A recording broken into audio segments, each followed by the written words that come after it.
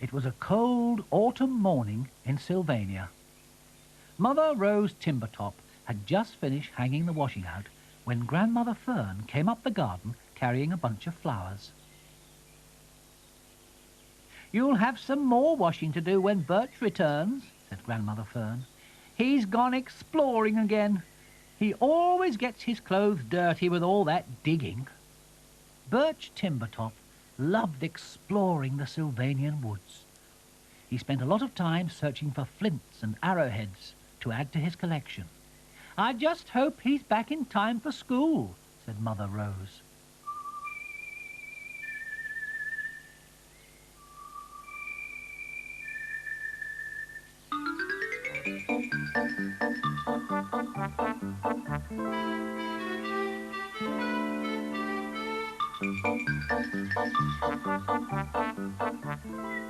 Birch knew that he mustn't be late for school.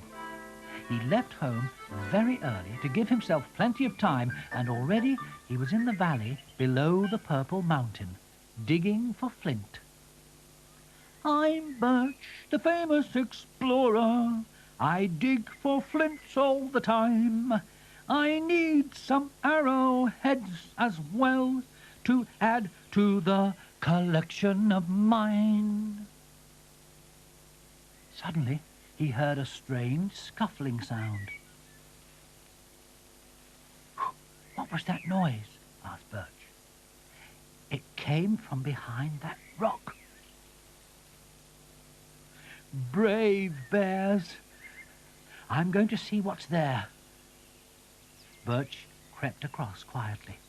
He didn't make any noise.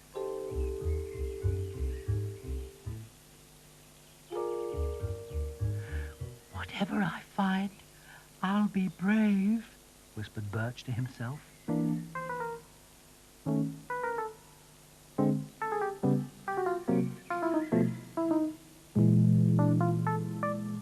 Why, it's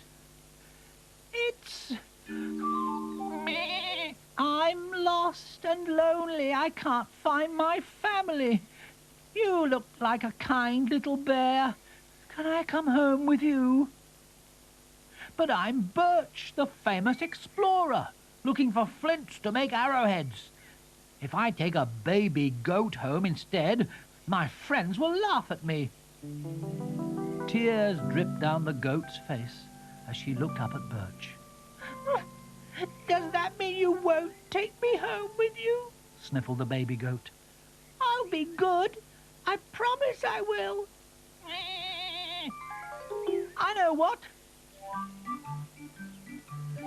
The baby goat skipped over to a nearby rock and butted it.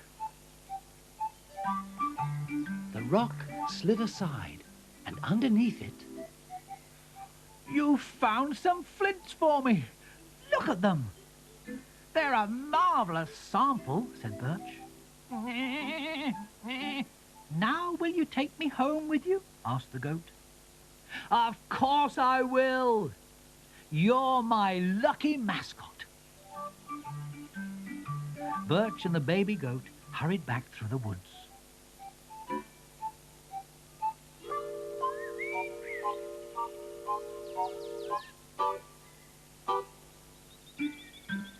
Birch was going to take his Lucky Mascot to his house when he heard the school bell ringing. "We haven't got time to go to my house. I'll be late for school." "Good morning, Birch. Here's Lester Thistlethorn."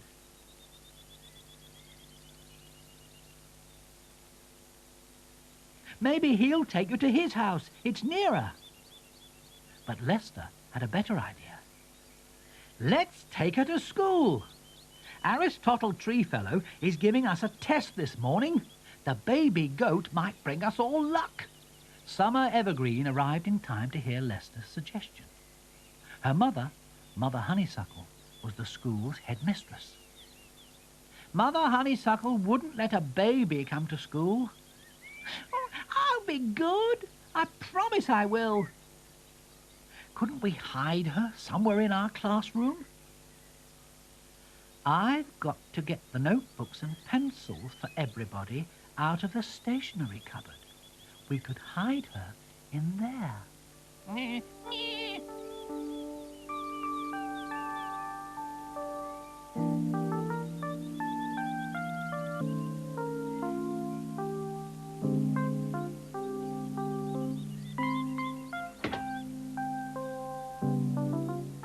And by the time Aristotle Treefellow came into the classroom, everyone was sitting quietly at their desks.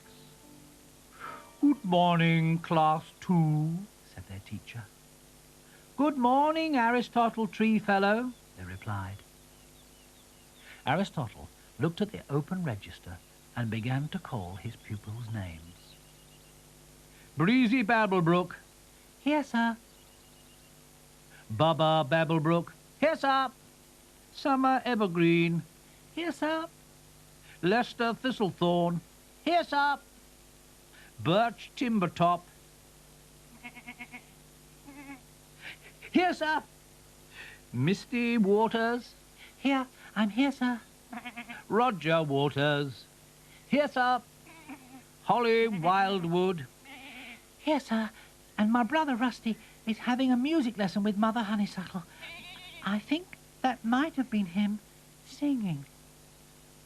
Holly was only telling a little fib. It might have been Rusty singing, but of course it wasn't. "Right, no more time wasting," said Aristotle. "Open your notebooks and write down the answers to these questions." Everyone set to work. Then something terrible happened. Holly Wildwood broke her pencil. "Have you got a spare pencil?" "No." "Holly Wildwood, no talking. You're in the middle of a test." "Please, sir," said Holly, looking worried, "I've broken my pencil." "Well, that's no problem. I'll get you another one."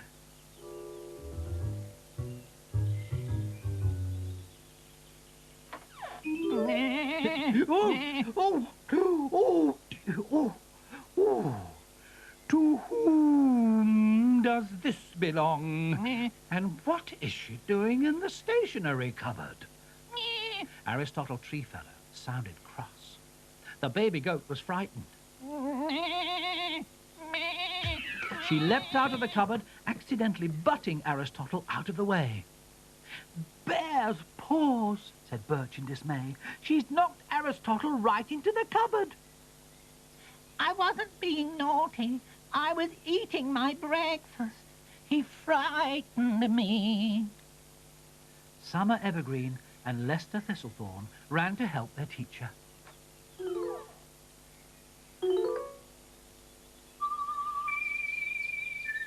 Then Birch had to explain how he'd found the baby goat.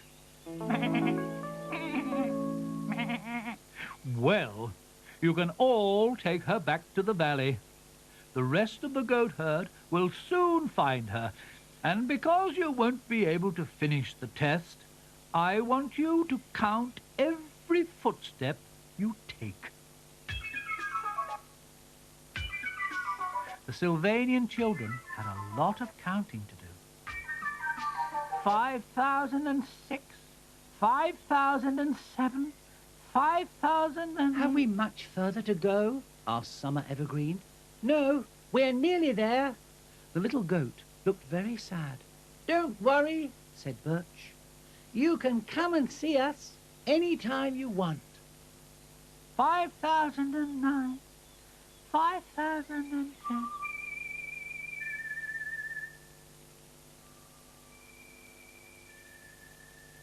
The Sylvanian families live here, in our land now. But whenever it's quiet, and there's nobody except them to hear, they all settle down for a Sylvanian story time.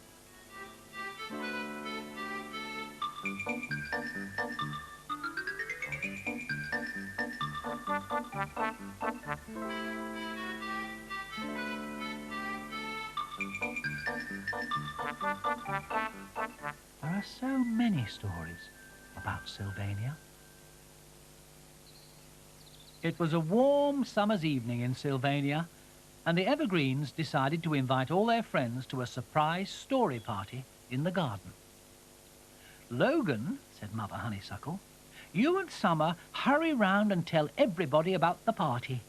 Tell them they needn't put the babies in their prams," said Grandfather Ernest. "I'll go down to my workshop and make a playpen. It won't take me long." Grandfather Ernest, who was often called Boris, liked inventing things.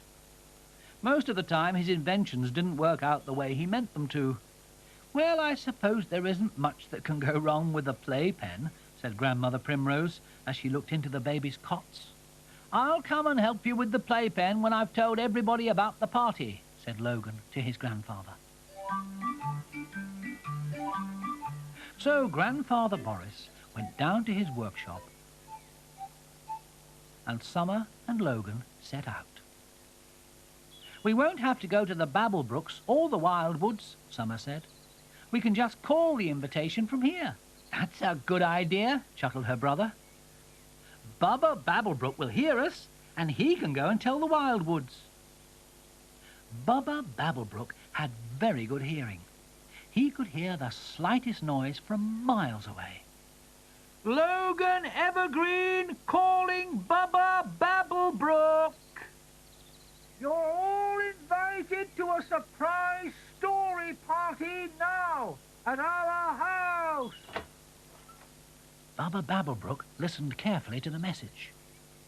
"Don't bring the baby's prams," called Summer. "And please go and tell the Wildwoods," added Logan. "Radiant rabbits," cried Bubba. "We're all invited to a surprise story party at the Evergreens.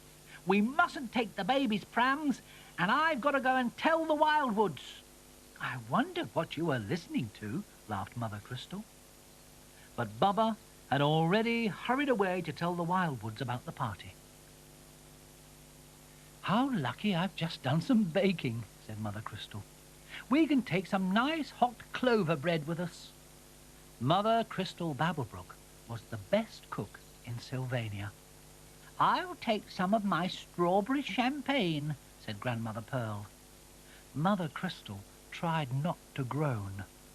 Grandmother Pearl was the worst cook in Sylvania. "Did you make the strawberry champagne, or was it a present?" asked Crystal. "I made it, of course. I didn't even use a recipe book. I just added a pinch of this and a spoonful of that. I'll go and get it. It's in my bedroom cupboard." "Oh, well," muttered Mother Crystal, "we'll have to find a way of hiding the bottles, or emptying them." And Mother Crystal went to see what else she could take to the party.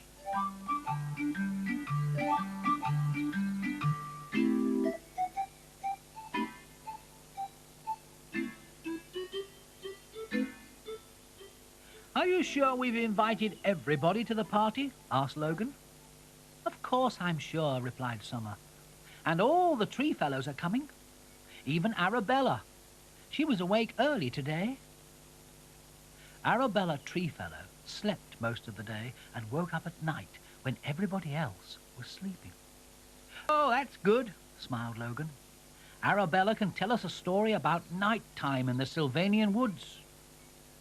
"I'll go in and tell Mother Honeysuckle that everybody will be here soon and see if she needs any help," said Summer. "And I can hear Grandfather Boris hammering away in his workshop," said Logan, "making the playpen. I'll go and help him."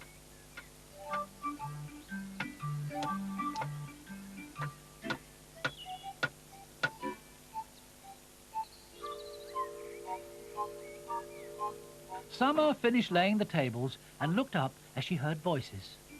Oh, yes, that. "The waters are here, Mother Honeysuckle," called Summer. "Mother Nancy has brought some of her beautiful flowers." Mother Nancy Waters loved gardening. Her flowers filled the Sylvanian woods with perfume throughout the summer. "Hello, dear," said Mother Nancy, handing Summer the bunch of flowers. Everyone else is at the end of the garden, looking at the playpens. Did you say playpens? Asked Summer. Has Grandfather Boris made more than one? Mother Nancy laughed.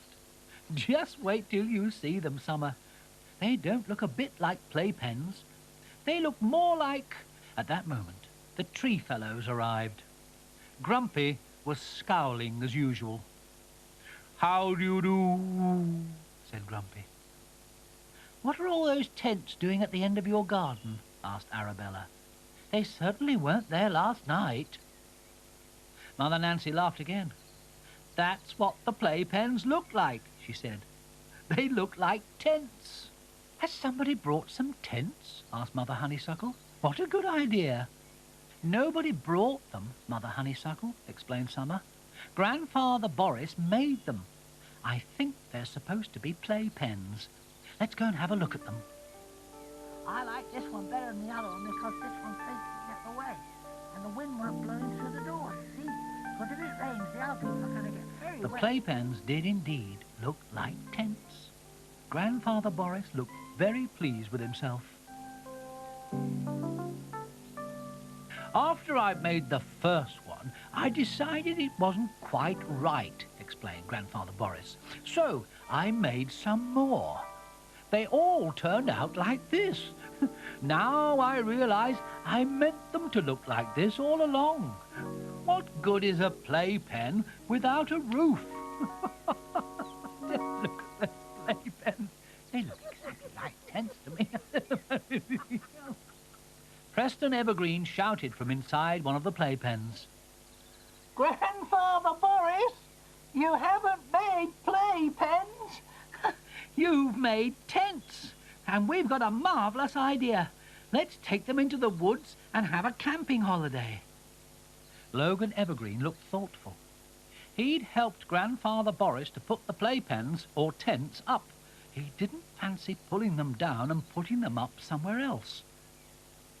Why don't we just have a camping holiday here? Suggested Logan. A camping holiday? Asked Bubba Babblebrook, who'd just arrived. I thought we were coming to a story party. Oh, Bubba, giggled Breezy. I think Grandmother Pearl's bottles of strawberry champagne have just exploded. I said you were shaking them around too much. It was a good job that Bubba had put the bottles down before the corks popped out. Bubba laughed and asked his question again. Logan, are we having a camping holiday? It looks like it, replied Logan. I'm sure Mother Honeysuckle won't mind if everyone else sleeps here, and I expect there's plenty of food. Preston Evergreen shouted again from inside one of the tents. Listen, everybody. Lester Thistlethorn has made up a new poem. Well, come out here and recite it for us, Lester, ordered Grandfather Boris. Lester Thistlethorn often made up poems. All the Sylvanians liked to hear them. The Sylvanians are camping, camping, camping in playpens that went wrong. The Sylvanians are camping, camping. Why don't you come along? Grandfather Boris made some playpens that turned out to be tents. Grandfather Boris, don't you know it was a lucky accident? The Sylvanians are camping, camping, camping in playpens that went wrong. The Sylvanians are camping, camping, and you all came along. Of course, the Sylvanians' camping holiday was a very long time ago.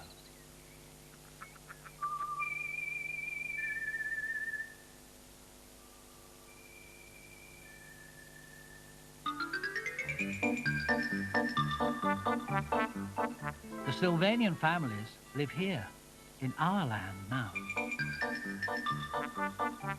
But whenever it's quiet and there's nobody except them to hear, they all settle down for a Sylvanian story time.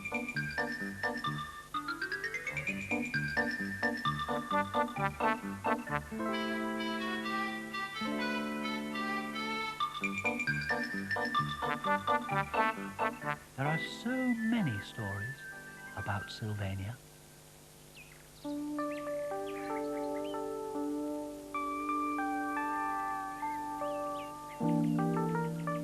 It had been raining heavily, and it was Prissy Thistlethorn's turn to deliver the Sylvanian Gazette. Father Chester was the editor, and he sighed as he looked at his newspaper. Mother Willow shook her head.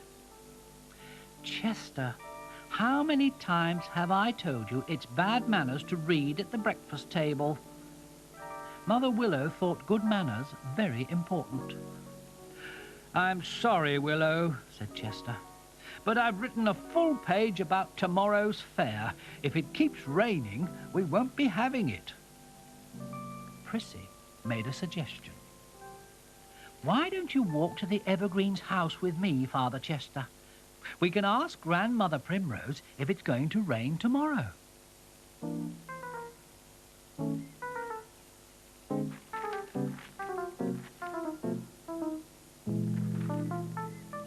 Grandmother Primrose Evergreen was the Sylvanian weather lady. All the Sylvanians went to see her if they wanted to know about the weather. It's going to be sunny tomorrow, said Grandmother Primrose as Prissy handed her a newspaper. My toes have stopped aching and my ears are ringing. Hooray! We can have our fair tomorrow!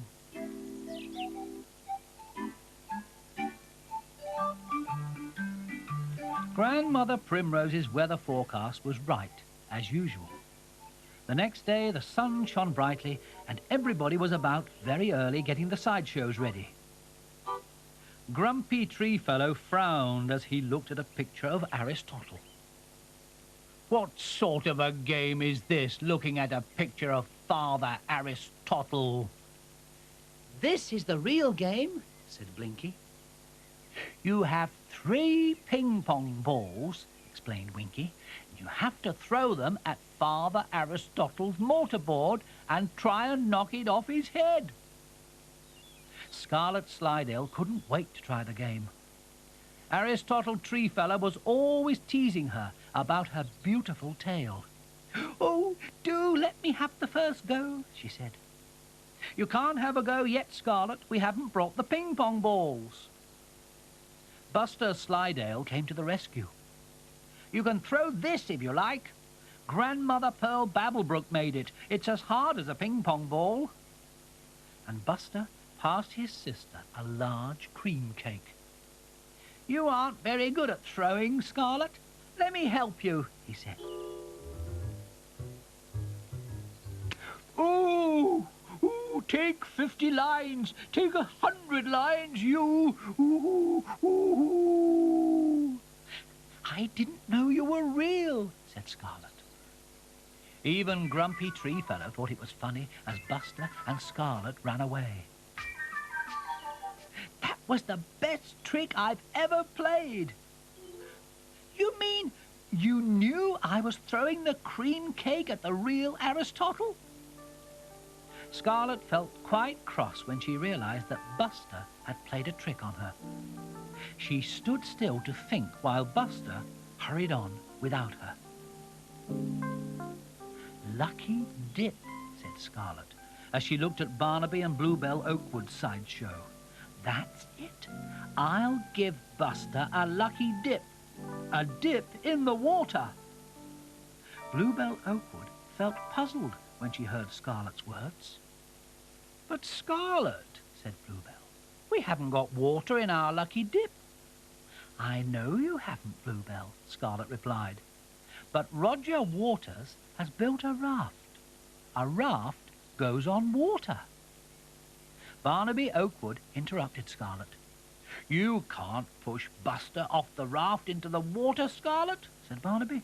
That will be dangerous. But I could get Buster to take me for a ride on the raft, said Scarlet. I'll tell him it's a free ride. He'll come then. And I could have a bucket of water with me and tip it over him. Barnaby interrupted again. It would be better if we told Buster about the free ride. He won't guess you're playing a trick then. You go over to the lake, Scarlet, and we'll send Buster to you. So Scarlet went off to the lake, and before long, Buster came back to find her. Barnaby! Bluebell! Have you seen Scarlet anywhere? Buster asked. Yes, Bluebell told him. Roger Waters is giving free raft rides. Scarlet's gone to the lake. Frowning foxes! I hope I'll be in time for a free ride, shouted Buster. And he too hurried off to the lake. Barnaby and Bluebell were pleased that the first part of the plan had worked. If we walk slowly to the lake, said Barnaby, we should arrive just in time to see the fun.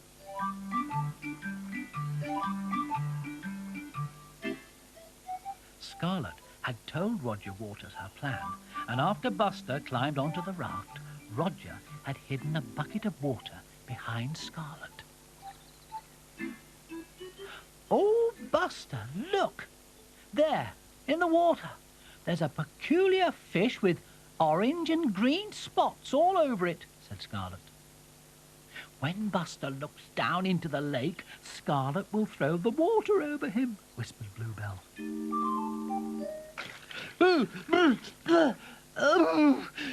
Scarlet, you frumpy fox, spluttered Buster, as his sister poured the water over him. Serves you right for playing a trick on me, said Scarlet.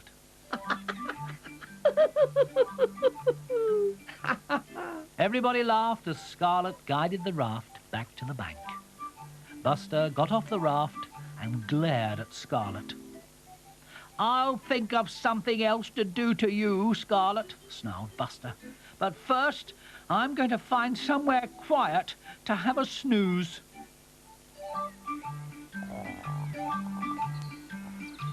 Buster slept for a long time. All the sideshows were ready, and Logan Evergreen had been sent to look for Buster. Lazy Buster. How he enjoys sleeping. I don't think I'll wake him yet. I've got a good idea. Logan hurried back to his sister Summer's sideshow. Summer, bring some paints and come and paint Buster Slidell while he's asleep. All right, I'll put some pots on a tray. Logan, you go and find Chrissy Thistlethorn. When we've painted Buster, Chrissy can wake him up. The three of them walked very quietly to Buster's sleeping place. Summer said, I think I'll paint a clown's face on him. I've got some balloons in my pocket, said Logan. Let's blow them up and tie them to Buster's tail. Before long, Buster's face was painted and the balloons were tied gently onto his tail. Roll up to the Sylvanian fair. Come on, everybody, see the sideshows. Roll up. Chrissy and her friends laughed as they looked at Buster. Lots of lovely sideshows. Roll up, roll up. Ooh, are the sideshows open? Ooh, where shall we go first? You've already been to one, Buster. You've got a lovely bright face, said Summer. And somebody must have given you a prize for sleeping the longest. Just look at those balloons. Buster laughed as he stood up. Chrissy was right. They were going to have lots of fun. Of course, the Sylvanian fair was a long time ago.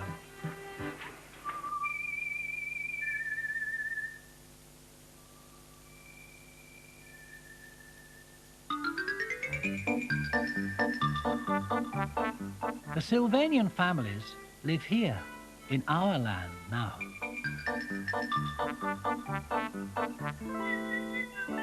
But whenever it's quiet and there's nobody except them to hear, they all settle down for a Sylvanian story time.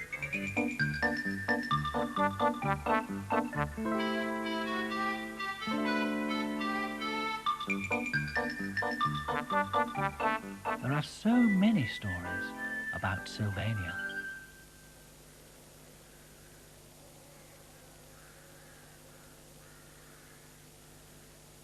It was a cold winter's day in Sylvania, and it had been snowing. Misty and Roger Waters were playing in the tree house that Father Wade had built. "I don't suppose Muddy and Molly McBurrows will come now it's started to snow," said Roger. "Oh, a little bit of snow won't keep them away," replied Misty. "They're really looking forward to playing Happy House. They said so yesterday." Happy House was an exciting board game that Roger had invented. "Maybe you're right," said Roger. "I think I can hear someone now." He looked down from the treehouse, and sure enough, Molly and Muddy McBurrows were at the bottom of the ladder.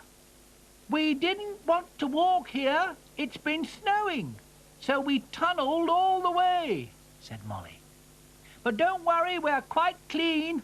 We brushed all the mud off our clothes." The Sylvanians were used to the McBurrows arriving with mud all over them. Muddy wasn't called Muddy for nothing. "I expect you're thirsty after all your hard work," said Misty. "I'll go and ask Mother Nancy if she'll make us some cocoa." "You know," said Molly thoughtfully, "I like this tree house almost as much as our tunnels. One's high up and the other's low down." "What was that noise?" asked Muddy. "It can't be Misty back with the cocoa already." Roger reached out of the window, and to the McBurrow's surprise, he pulled in a tin attached to a length of string. "It's a secret telephone," explained Roger, holding the tin to his ear. "Most of us have got one. Our parents don't know about it. We use it for sending urgent messages."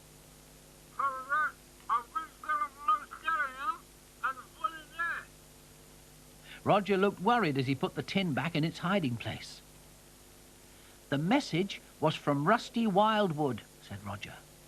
"He wants us to go to his house for a band rehearsal." Rusty Wildwood collected musical instruments, and he could play every single one. He taught some of his friends to play too, and they'd formed a band. "We'll just have to play Happy House later on," said Molly. "Band rehearsals are very important." "Don't look so worried, Roger. Muddy and I will tunnel to Rusty's house." "It's Misty I'm worried about," whispered Roger. "She would really love to play in Rusty's band. The trouble is, she can't play anything, and she gets very upset about it." "Well, couldn't she sing?" said Muddy. "Lots of bands have a singer." But Misty wasn't very good at singing. Somehow she just couldn't sing in time with the music. "Maybe I could teach her to play the accordion," suggested Molly. "It's easy, really." "Rusty's tried to teach her to play every instrument," said Roger. "It's no good. She just can't do it." Misty heard Roger's words as she came to tell them the cocoa was ready. "I'll pretend I don't mind," said Misty to herself. "I'll go to Rusty's house with them. There might be something I can do." Misty felt very sad as she went back into the tree house. We'll have to drink the cocoa quickly," said Roger. We've got to go to a band rehearsal," he explained. "Well, it's ready. Mother Nancy is just pouring it out," said Misty. "I'll come to Rusty's with you. I like walking in the snow." Misty spoke cheerfully, but she felt very sad. "Oh, I'm glad you're coming," said Roger, hugging his sister. "You'll be company for me on the way. Muddy and Molly are going to tunnel there." Before long, Misty and Roger were walking through the woods to the Wildwood's house. "I wonder who'll get there first," he said. "Us or Muddy and Molly?" "I expect they will," said Misty. "They tunnel ever so quickly. I can never understand how they find their way." "No, I can't either," chuckled Roger. "They never get lost, do they?" Just then, Barnaby Oakwood jumped from a nearby tree. "Lost? Did I hear you say lost?" asked Barnaby. "Have you lost something too? I've lost all the acorns I put away for Bluebell's birthday cake. Mother Betsy is very cross with me. Oh, Barnaby, you can never remember where you hide your acorns, laughed Misty. I'll help you look for them, she added. I'd like to help too, but I've got to go to a band rehearsal, said Roger. I'll come to Rusty's later, said Misty. After all, you don't really need me, but poor Barnaby does. So Roger hurried away, and Misty started searching for the missing acorns. It's nice of you to help me, Misty. I do wish I wasn't so forgetful, sighed Barnaby. Brilliant! Beaver! Look! Shouted Misty. Barnaby nearly jumped out of his skin when Misty shouted. Have you found my acorns? Asked Barnaby. No, I haven't. But I have found a 4-leaf clover. That means it's wishing time, said Misty. And it must be a very lucky clover to be growing in the winter. Misty gave Barnaby the clover. Make your wish, she said. Barnaby closed his eyes and made his wish. It worked! It worked, laughed Barnaby. I've remembered where I hid the acorns. They're in a jar under my bed. Oh, thank you, Misty. You must have a wish now. Barnaby rushed happily away, and Misty looked thoughtfully at the lucky clover. Then she held it up. I hope it is a lucky clover, because there's something I want to wish for very much. Misty concentrated on the clover and wished really hard. I wish that I could be in Rusty Wildwood's band. Then Misty ran all the way to Rusty's house, carrying her lucky clover.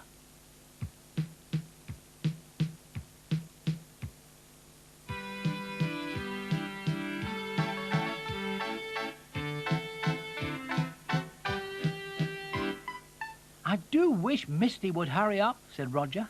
I can't wait to tell her our idea. Are you sure Misty will like the idea? Asked Father Herb Wildwood. What idea? Asked Misty as she came into the room. Everything went quiet as everyone waited to see who was going to tell Misty the idea. I'll tell her, said Roger. Come over here, Misty, and I'll explain. Everyone waited excitedly as Roger talked to his sister. It's a lovely idea, laughed Misty. Can I practice it now? Misty had to climb inside Rusty Wildwood's drum. She had to wait until Rusty played a solo.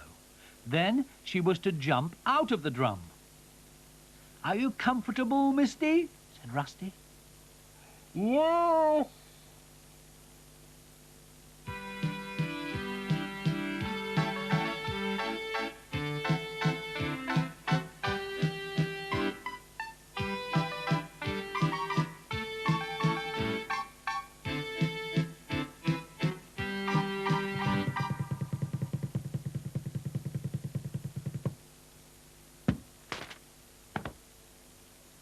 Then Misty gave the band a surprise of her own. I found a lucky clover, and my wish came true. Now I wish that all of you will find a clover too. Oh, hooray! Well done, Misty. Oh, that was smashing. Well done, Misty. Of course, it was a long time ago when Misty found her lucky clover.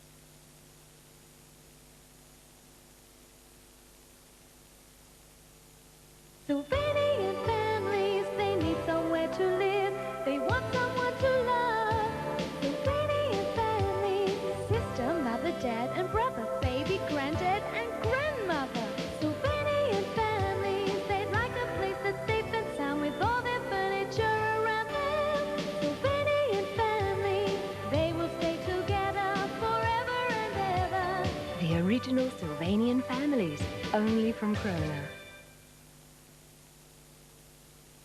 Busy crawling, busy cuddling, busy fussing, busy loving, bouncing babies, bouncing babies. They will move into your heart and give you love right from the start. Bouncing babies, bouncing babies. Bouncing babies may be small, but they can do it all. Cuddle, fuss and crawl. Bouncing babies, they will move into your heart and give you love right from the start. Bouncing babies from Crona. Oopsie Daisy's learning to crawl. She's such a pretty baby. She crawls to me as nice as can be. Oops, Oopsie Daisy. Oopsie Daisy is just learning to crawl. When you fall down, pick yourself up. Don't cry, my little baby. Now crawl to me as quick as can be. Oops, Oopsie Oopsie Daisy. Daisy loves to crawl. When she falls, she needs a cuddle. Oops, Oopsie Daisy. Oopsie Daisy, new from Crona. Snap, bend, wriggle, twist, Zax. Introduce kids to Zax, and the fun never stops. Just snap the pieces together and Zax move. Add a few more and create something new. With Zax, anything is possible. A puppy called Ralph. An elephant that moves. A helmet and spaceship. Whatchamacallit? Zax. The new animated construction toy from Crona. Hamburger fries, a dog in a bun, ice cream cone, and one banana split. Snack shop. You make it always super dope. Snack shop. Yeah. Hamburger patties, you got the bun, ketchup and mustard. Oh, what fun! Snack shop. Banana splits and more from Snack shop. Snack Shop with Superdog, new from Crona. You must name 3 pizza toppings. Pepperoni. Oh, mozzarella. Quick! Anchovy. Panic. Draw a card and ask your opponent to name a number of things in one category in the quickest time possible. Name 4 square things. Dice, ice block, But don't panic. and windows. Yeah. All right, whose turn Panic. is it? A new game from Crona. Put the pirate into the barrel and take turns trying to pierce him with a sword. Shiver me timbers, it's harder than it looks. First to make him pop up wins. Ooh, pop-up pirates, a barrel of fun from Crona. Just fill one of your 10 flower-making buds with your favourite colours, Superdog. Pull the handle and presto! Beautiful flowers that look and smell so real. Superdog flower-making basket from Crona.